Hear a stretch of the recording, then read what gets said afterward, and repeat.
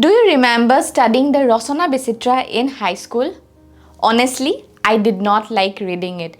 It was a fat book with full of essays and grammars.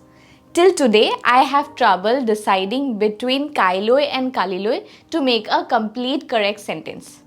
But then I wondered, who actually wrote the first Assamese grammar? To answer this, let's rewind to the year 1826 when parts of Assam became a British territory. And soon after, many adventurers started exploring the northeastern hills. But how is an adventure related to the Assamese grammar? Did anybody invent Assamese script or simply made the language easier to comprehend? These are some questions that we are going to explore today. 23rd March 1836. A voyager is anchored on the banks of the Brahmaputra in Hodia.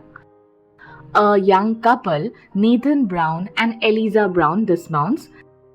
They are accompanied by another couple, Harriet and Oliver Thomas Carter.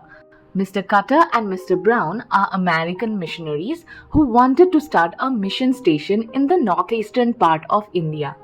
This was a part of the United or Shan mission, which they wanted to fulfill. But what was the United Mission all about? The United Mission. As the company started its expansion policies, they found it difficult to communicate and learn the language of the locals. They realized the missionaries were very good in grasping not only the language but also the emotions of the local people. Therefore, they approached the American Baptist missionaries who were working in Burma. They were working on a project to connect with the Shan language. The Singpo and the Khamti tribes in Upper Assam had connections with the Shans, and so the British East India Company invited the mission to pacify these tribes so that they could engage them in tea cultivation. So was the journey easy? Let's find out. The journey begins. The missionaries were warned that the hostile tribes residing there at times do not hesitate to take human life. The voyage left Calcutta on November 20th, 1835 and reached Tejpur on February 6th.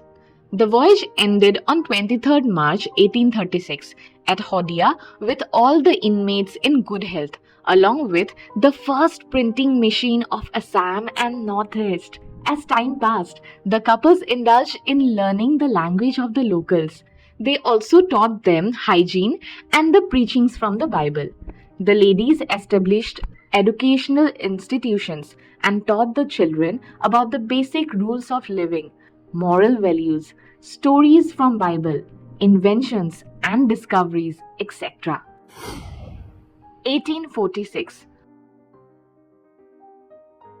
A printing press was finally set up in Sibsagar. This was the effort of Oliver Carter and Nathan Brown. This marked the birth of the Orunodoi newsletter, which literally meant the rising sun. Initially, the focus of these learned missionaries was that the monthly publishing of the Orunodoi newsletter would primarily deal with the subject matter of religion, science, general knowledge, etc. They ensured to act slowly, but their time-to-time propagation of Christianity made many people lash out their frustrations at them. However, these Baptist missionaries did not travel all the way from the west to the northeast of India just to back off. They kept their mission on. A large number of people from the region converted themselves into Christianity. Meanwhile, Assamese people benefited from the magazine. They became accustomed to the Indian history, new inventions and discoveries in the West, and also to moral education. In the meantime, the missionaries were writing and publishing Assamese grammar books.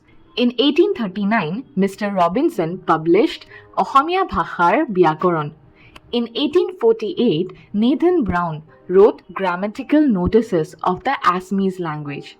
Mr. Miles Bronson wrote a dictionary in Assamese and English named Assamese and English Dictionary in 1867. They did not invent the Assamese script. The Assamese script existed in the province for a very long time. However, the works of these missionaries and the pain they took in learning the language of the people made them produce work that would make the language easier to comprehend. Assamese could be learned very easily through these books. 1870s. By now, the Assamese people became socially aware. They realized that the Britishers were too dependent on the Bengalis as they would work as the interpreter for the Raj. Bengali was made the official language, but they were distorting the Assamese language. There was a popular protest to save the Assamese language, and for this, the spelling of Orunodoi was changed. At first, the letter U was replaced with a O, and later on, the initial letter O was replaced with a A. 1880. The publication of Orunodoi came to an end, but the Assamese folks still won their language war. A few Assamese people headed by Anandaram Dhekyal Phukon and the missionaries successfully made Assamese the official language of the land. Christian missionaries played a very significant role in shaping Assamese language and literature. They helped revive the pride in Assamese culture by separating it from Bengali influence. By introducing diverse writings, they enriched Assamese literature.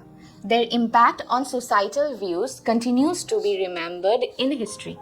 For more such interesting stories, don't forget to like, share and subscribe. And if you are a APSC aspirant, don't forget to continue with our classes.